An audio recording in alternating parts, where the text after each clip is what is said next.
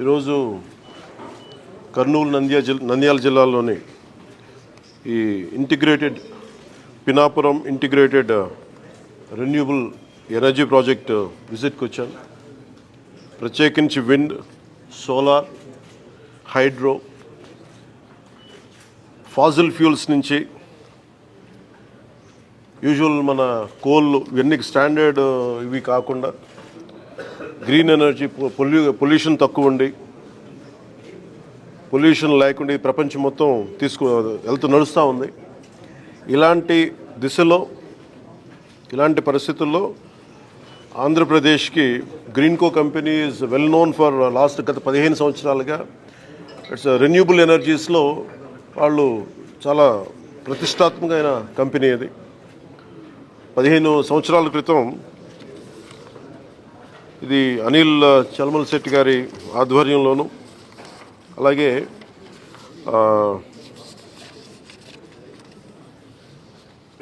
మహేష్ కొల్లి గారి ఆధ్వర్యం వారు ప్రారంభించిన కంపెనీ ఇది. ఆ తర్వాత దీంట్లో major stake holders government investment corporation చెప్పి సింగపూర్ ప్రభుత్వం, అలాగే Abu Dhabi investment authority United Arab Emirates వాళ్ళది, అలాగే ఓరెక్స్ కార్పొరేషన్ అని చెప్పి జపాన్, వీళ్ళందరూ పెట్టుబడులు పెట్టి దీన్ని ఇక్కడ దాకా తీసుకొచ్చారు. ఈ ప్రత్యేకించి గ్రీన్కో కంపెనీ చాలా వరల్డ్లో లీడింగ్ గ్రీన్ ఎనర్జీ కంపెనీ. ఇది వీళ్ళు ఇప్పుడు దాకా మన భారతదేశంలోనే 1,00,000 కోట్లు పెట్టుబడి పెట్టారు. 1,50,000 కోట్లు భారతదేశం మొత్తం పెట్టుబెడతా ఉన్నారు. మన రాష్ట్రంలో మటుకు 30,000 కోట్లు ఆల్రెడీ పెట్టుబడులు పెట్టారు. ఇవి కాకుండా అదనంగా ఇంకొక 20,000 కోట్లు పెట్టుబడి పెట్టబోతూ ఉన్నారు. ఇప్పుడు దాకా వాళ్ళు 12,000 మందికి ఉపాధి అవకాశాలు కల్పించారు.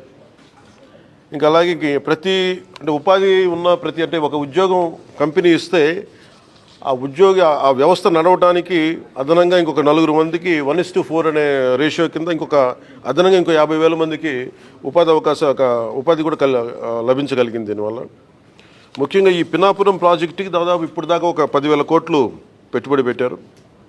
ఇంకొక 24 కోట్లు అడిషనల్గా ఇంకా పెట్టుబడి పెడతా ఉన్నారు.